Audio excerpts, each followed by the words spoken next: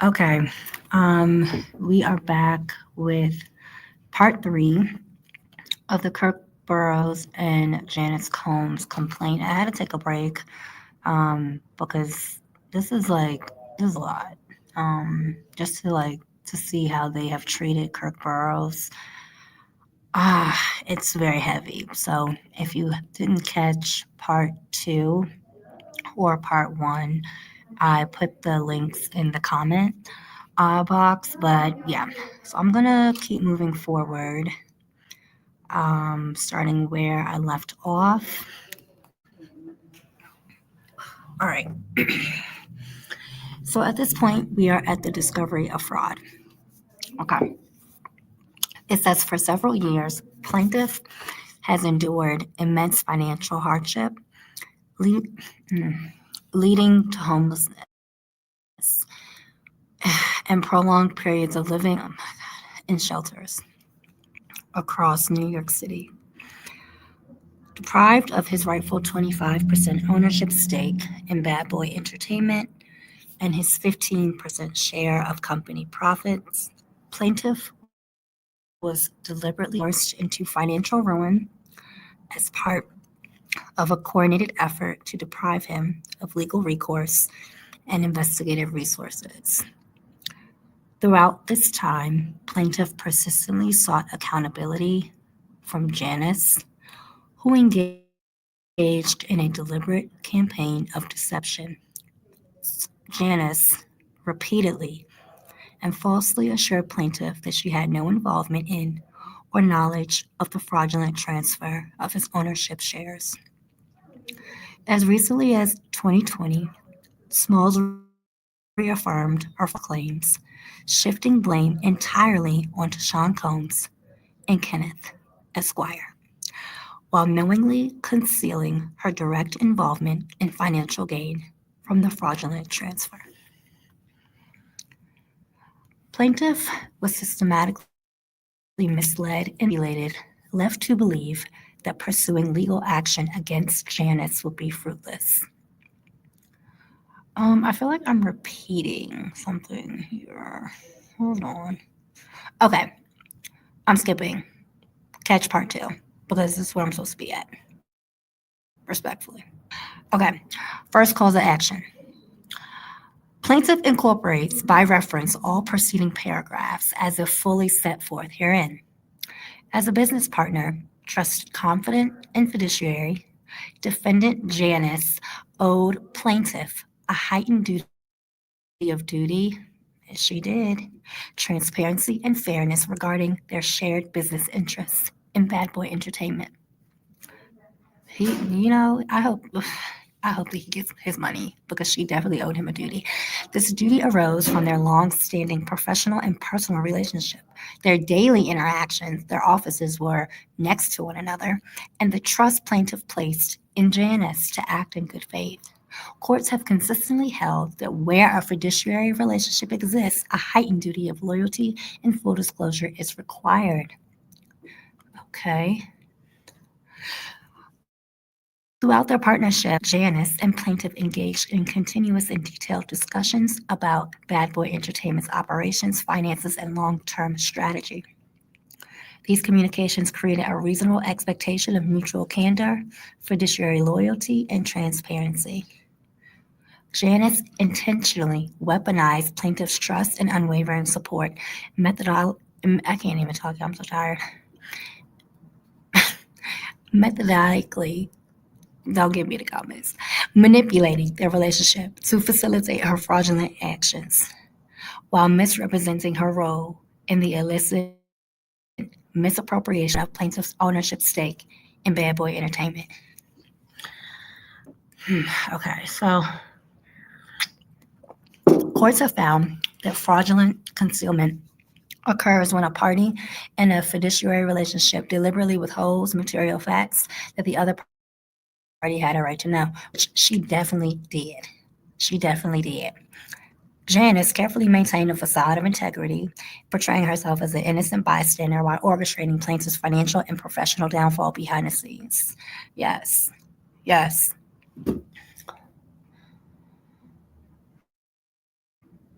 Okay. Is methodically a word? Like, that is not a word. I'm just looking back at that.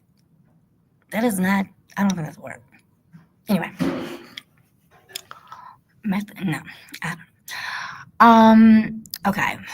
Using plaintiff's trust as leverage, Janice repeatedly misrepresented her role, claiming she had no knowledge of the coercion, fraud, and misappropriation orchestrated by her son and Kenneth Esquire. Courts have ruled that fraud is actionable when a defendant knowingly makes false statements with intent to deceive the plaintiff, causing damages. Okay, he should get that. In reality, Janice played a direct and active role in the conspiracy, ensuring that Kirk Burroughs remained unaware of her complicity and financial gain. In one of the most egregious acts of betrayal, Janice knowingly and deliberately concealed her acceptance of plaintiff's 25% ownership interest, maintaining the deception for decades. Through false assurances and calculated deceit, Janice led plaintiff to believe that she had no knowledge of the fraudulent transfer, effectively suppressing any opportunity for plaintiff to reclaim his rightful stake in Bad Boy Entertainment. Yeah, they were playing with you. Well, she was playing with you.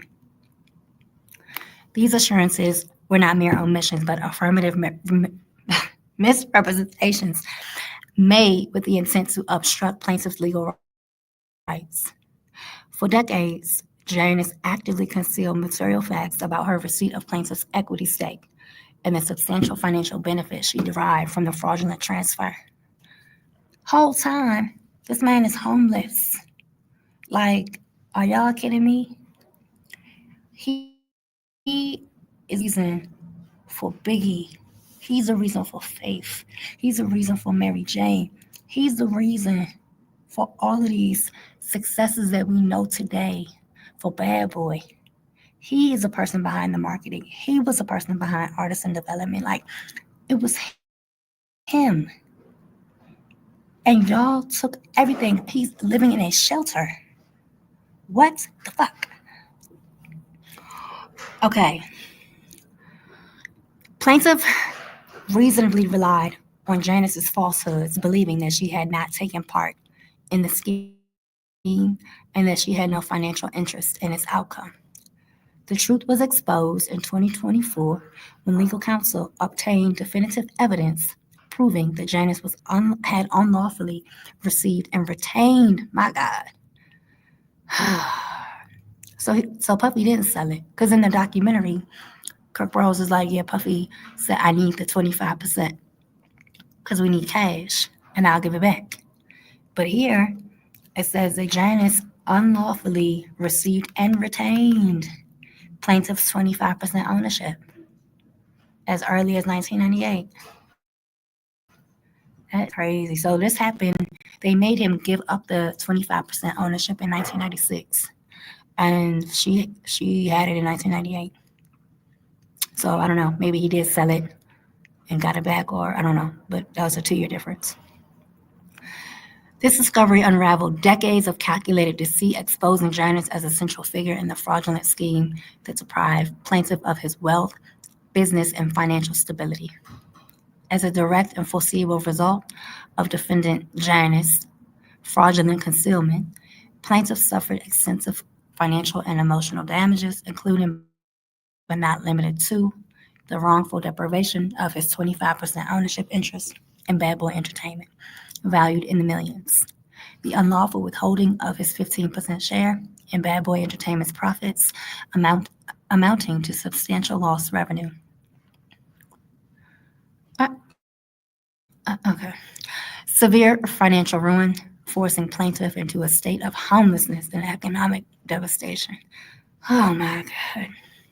Can you imagine seeing Puffy getting all these awards and black excellence? And here you are, homeless. Like, it's not sitting right with me. I don't know. This is very heavy. Profound emotional distress, psychological anguish, and prolonged hardship stemming from the financial and personal betrayal by a trusted business partner. Defendant Janice, as actions were not only fraudulent but calculated, malicious, and executed with a blatant disregard for plaintiffs' rights. The depths of Janus deception and the extent of plaintiff damages necessitate substantial compensatory and punitive damages to fully redress the harm inflicted and deter similar fraudulent con in the future. All right, tolling on the statute of limitations. The complaint must explicitly state the legal and factual basis for tolling the statute of limitations to counter any defense raised by defendants that the claims are time barred. Okay, that was smart. Under New York law, the statute of limitations for fraud is 6 years from the date of the fraudulent act or 2 years from discovery. But they discovered it in 2024, right? However, when a defendant engages in fraudulent concealment to prevent a plaintiff from discovering the fraud, the statute of limitations is told. Oh, that's perfect. Defendants engage in a decade-long scheme of fraudulent concealment, intentionally misrepresenting and withholding material facts related to the fraudulent transfer of plaintiff's 25% ownership interest and 15% profit share. Upon information and belief, defendants continuously misrepresented plaintiff's ownership status to third parties and withheld financial records, preventing plaintiff from uncovering the fraud. Defendant Janice, as recently as 2020, made affirmative misrepresentations to plaintiff, falsely claiming she had no knowledge of or involvement in the wrongful transfer of plaintiff's ownership interest. And because he was homeless, Janice and her nasty son, they probably just figured, he would never be able to get legal representation and do an investigative research, into all of this. So, haha, he figured it out. Plaintiff was unable to discover the fraudulent scheme until 2024 when a legal investigation uncovered direct evidence proving that Janice had in fact received plaintiff's 25% share as early as 1998. And she's steady telling him, no, I never got it. I don't know what you're talking about. Just lying. Janice actively concealed her role by providing false assurances that she had no knowledge of the transfer and by failing to disclose relevant financial and corporate documents. Upon information and belief, defendants engaged in additional deceptive acts beyond 2020, including omissions and material misstatements regarding plaintiff's ownership rights and financial entitlements, thereby extending the period in which plaintiff could reasonably bring these claims. That's perfect. New York law recognizes that equitable tolling applies when a plaintiff, despite due diligence, was prevented from discovering the fraudulent conduct. Awesome. That's awesome. Plaintiff, due to his financial distress, homelessness, and lack of resources, was unable to retain legal counsel or investigate the wrongful acts until 2024. Defendant's pattern of deception and concealment actively prevented plaintiff from bringing these claims within the statutory period. Upon information and belief, defendants took affirmative steps to suppress records, manipulate corporate filings, and obscure financial transactions, all of which delayed plaintiff's ability to uncover the fraud. Defendant's fraudulent conduct was not a single event, but an ongoing scheme that continued beyond 1996 and well into 2020, warranting the application of the continuing wrong doctrine. Each year, the plaintiff was denied his rightful 15% share of profits and his 25% ownership stake. Defendants continued their wrongful conduct. Yup. Upon information and belief, defendants knowingly withheld annual financial distributions, continued making misrepresentations, and engaged in further acts to suppress plaintiff's rights, making the fraud an ongoing violation. Defendants' bad faith and delay tactics. All right, we keep talking about this event. In 2019, at Diana Ross's VIP event, Puffy and his mom admitted wrongdoing, claiming they needed to make things right. However, this was yet another delay tactic designed to prevent plaintiff from taking legal action. My question remains, who did they tell this to? Was it him? Was it just a ploy to get him to work on the documentary, which he did? Like, how did he get this information? Upon information and belief, defendants deliberately misled plaintiff with false assurances of eventual restitution. Right. Lulling him into inaction while they continue profiting from his stolen ownership interests. New York courts have held that fraudulent concealment tolls the statute of limitations. All right, blah, blah, blah, blah, blah. Okay.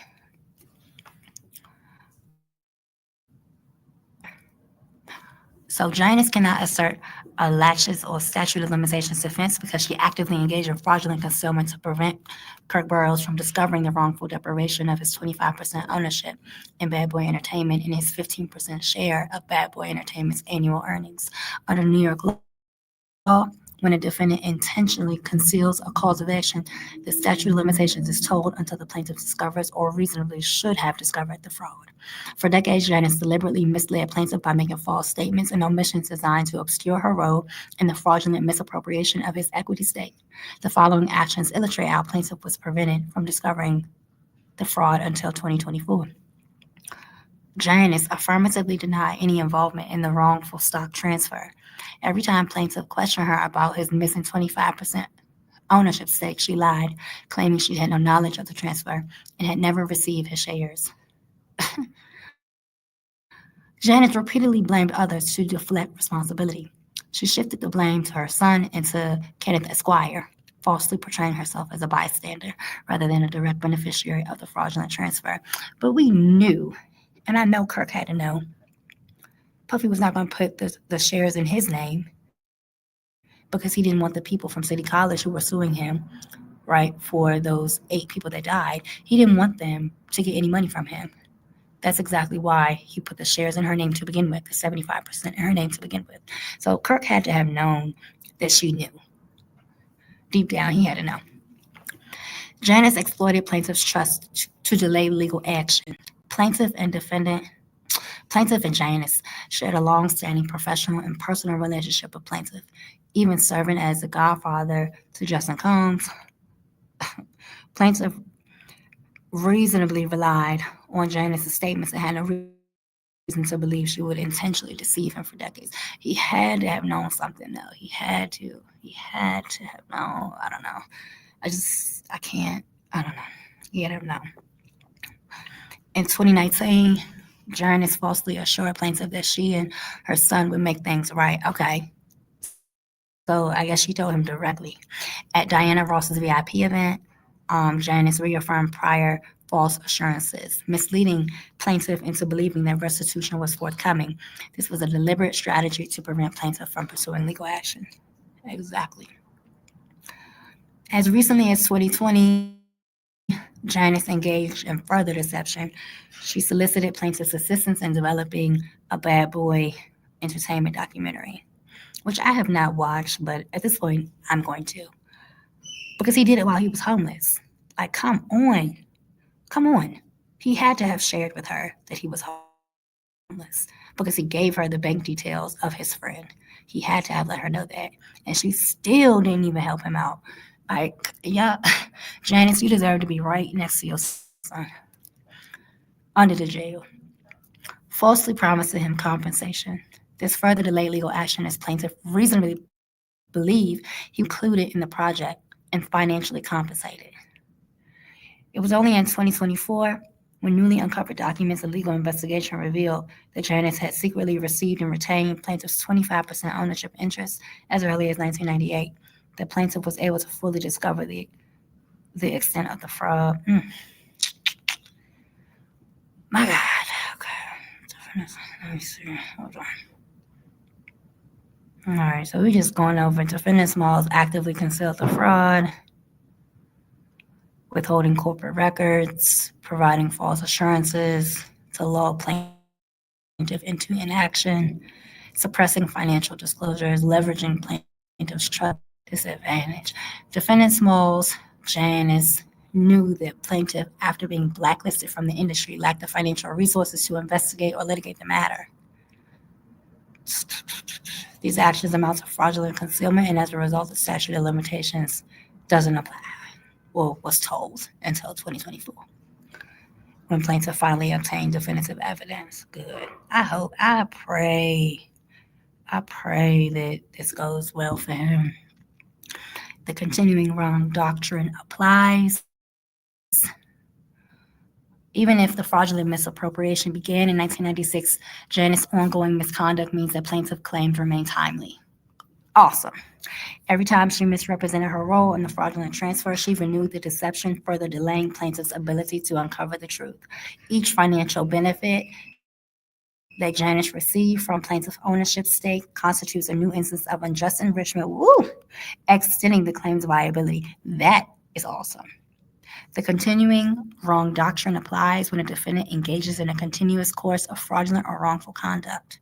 Here, Janice benefited from plaintiff's misappropriated stake every year, making the fraud an ongoing harm rather than a single past event. That's great. That's great. Okay, let's get to the second cause. Plaintiff incorporates by reference all preceding paragraphs as if fully set forth herein. Janice willfully and knowingly engaged in an orchestrated campaign of deception, consistently making false representations and deliberately omitting material facts regarding her direct involvement in and substantial financial gain from the fraudulent scheme that resulted in plaintiff's forced relinquishment of his 25% ownership interest in Black Bad Boy Entertainment. Plaintiff's claims are timely, which provides for fraud claims to be filed within 2 years of discovery. Janice systematically concealed critical evidence and engaged in deliberate misrepresentation, ensuring the plaintiff remained unaware of the fraudulent transfer of his 25% ownership stake until legal counsel uncovered the proof in 2024. Okay. At all, what?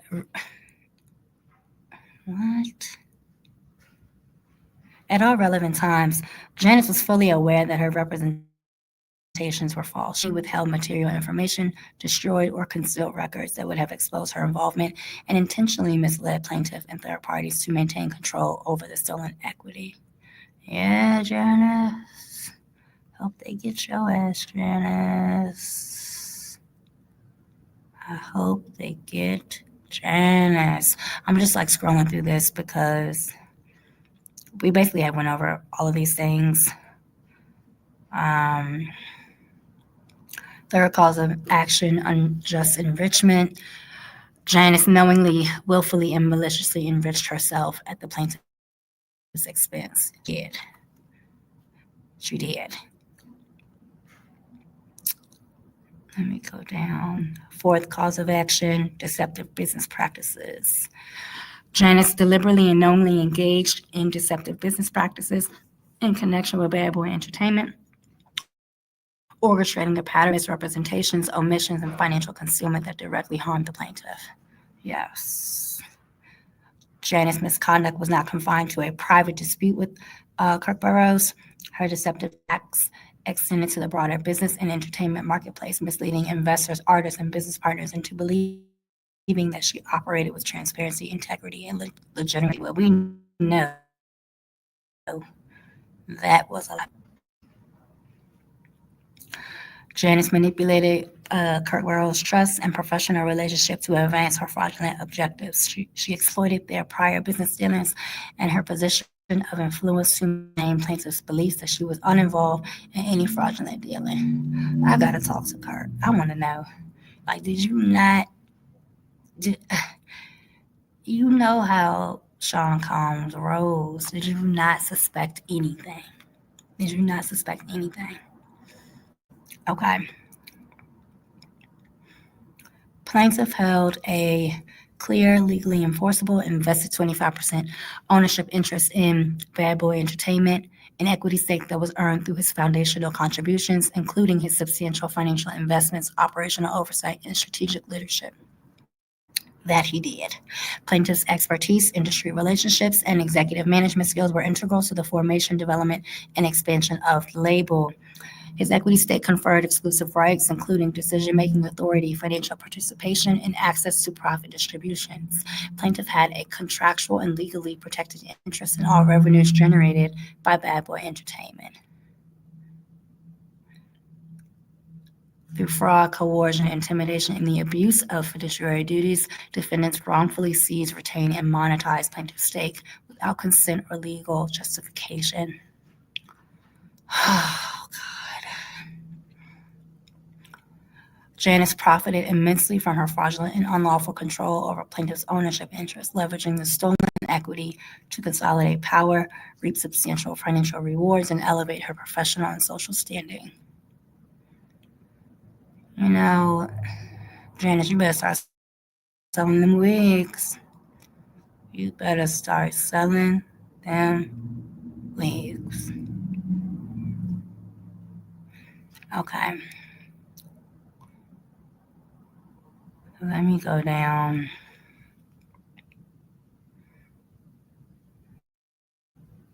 The civil conspiracy.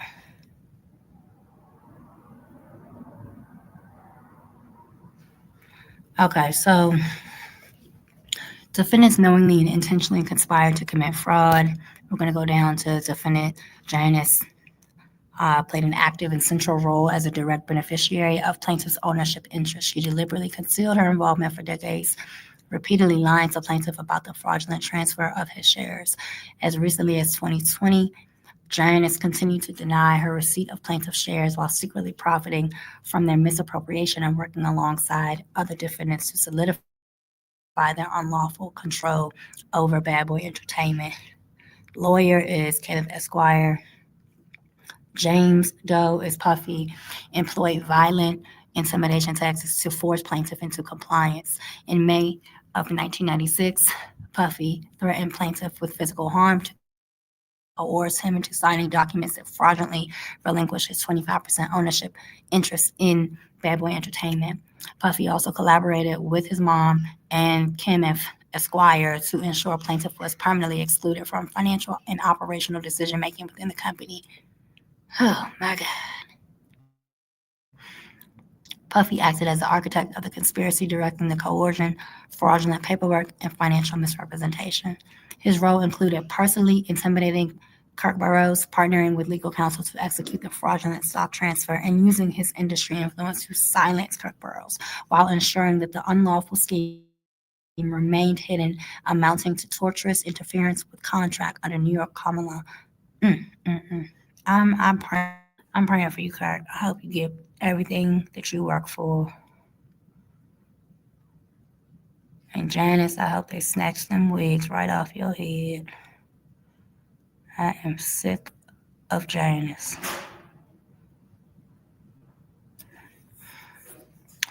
All right, so this is kind of just like going over everything.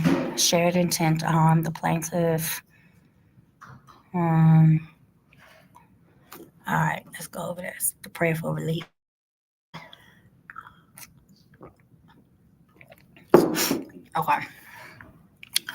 Kirk Burroughs demands judgment against Janice and her demon son and Kenneth Esquire for compensatory damages in an amount sufficient to fully compensate plaintiff for all financial losses, including but not limited to the value of plaintiff's 25% ownership interest, as well as his 15% stake in the gross earnings and profits of Bad Boy Entertainment from inception to present day. Oh my. How they gonna calculate that? That's a lot. It's appraised market value. Lost profit. My God. He won it all. And the harm caused to plaintiff's professional reputation and opportunities. I mean, that's about $1 billion right there. For punitive damages in an amount to be determined at trial sufficient to punish defendants for their intentional, malicious, and egregious conduct and to deter others from engaging in similar wrongful acts in the future. How much money does Puffy have left, y'all, after Cassie? Because in that video where he's talking, I believe, to 50 Cent baby mother, and he's like, yeah, you want to scream in the crowd. I'm going to drop off 200 million in the bank. They about to open the bank for me. Go ahead and take that, Kirk. Go ahead and get that. Go ahead and take that 200 million right off. Take it right off her. Go ahead and get that. Okay. For an order declaring defendants jointly in I cannot talk, y'all. I'm so tired. It's only 6 o'clock. Liable for the harm caused by their wrongful actions, including fraud, conversion, breach of fiduciary duty, and civil conspiracy. For an equitable accounting of all profits, revenues, and financial benefits derived by defendants from plaintiff's ownership interest, labor, and contributions to Bad Boy Entertainment with a mandate to provide full transparency and disclosure of all relevant records. My God. For the imposition of a constructive trust over all assets, profits, revenues, and property derived from plaintiff's ownership. I mean, this is a lot. I'm not going to go through all of this. This is a lot. This is a lot. I'm not sure you're going to get all this. I don't know. But the fact that he has put this in here, defendants are demanded to provide a complete copy of their applicable insurance policy. And declaration sheets demonstrating coverage within 30 days. Tyrone Blackburn. Mm, mm, mm. Mm, mm. Okay. So the rest of this. This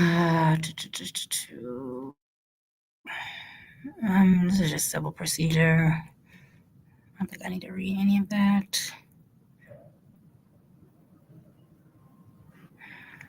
Okay, yes, pursuant to Rule 36 of Federal Rules of Civil Procedure, JANICE is required to admit or deny each request individually, with any denial being accompanied by an explanation of if the request is not admitted in full. Failure to respond within the statutory period may result in these matters being deemed admitted. I do not know if she has responded. I'm going to look into that. I would love to know what her response is. Because, girl, you would be lying.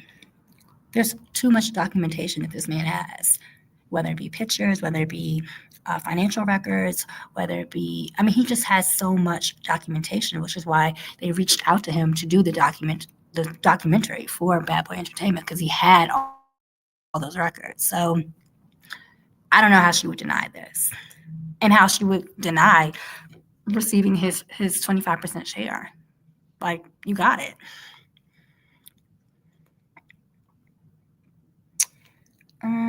Okay. So yeah, these are all things that we already went over. Request for production of documents. Corporate and financial records. Produce all corporate formation documents, shareholder agreements, bylaws, and stock certificates. Janice, I hope you did your homework, girl.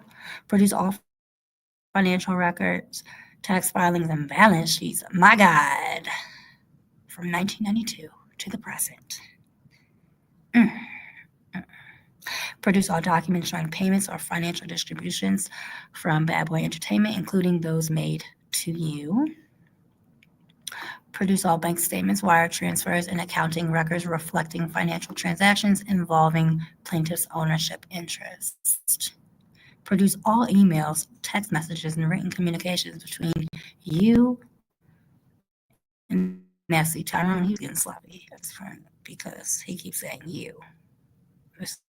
It's Janice or the defendant.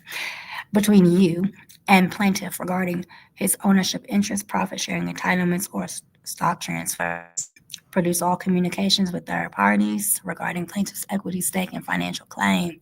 Produce all letters, memos, or legal opinions discussing the legitimacy of plaintiff's ownership interest or any planned stock transfers. Yeah, I have to see what her response was. I mean, because if she has to provide all of this information, then yeah, that was February 26th of this year. So I'm going to have to check to actually see what her response was to this. So you guys share the video, especially share part two. Part two really gets like into everything. And it talks about him being homeless, and it talks about her calling him while he's homeless, and he gathers all the documentation needed to do that Bad Boy Entertainment documentary, which I'm sure they did not include him in. Like I said, I haven't seen it, so I don't know. But I really haven't seen much of KIRK Burroughs, like, at all. So it seems like Puffy has been trying to hide him and really trying to hide his involvement in the foundation of Bad Boy Entertainment. And even when you look it up, like, I don't know if it's on Wikipedia or whatever it's on, it's Puffy. He's the founder of Bad Boy Entertainment since 1993. Now, you had a co-founder, and that co-founder did so much of the work. And we see that so often, like with the Apple company, or like so many companies, where people who really do the bulk of the work are ousted and they're put into unfair situations. Steve Wozniak from Apple, obviously, he's a billionaire, so he wasn't put into an unfortunate financial situation. But this person is homeless, or he was homeless, or, living in shelters, can't afford legal counsel, can't afford to fight back. And they took advantage of that. So share the video, get justice for KIRK BURROWES. And yeah, I'm going to see if I can find Janice's response.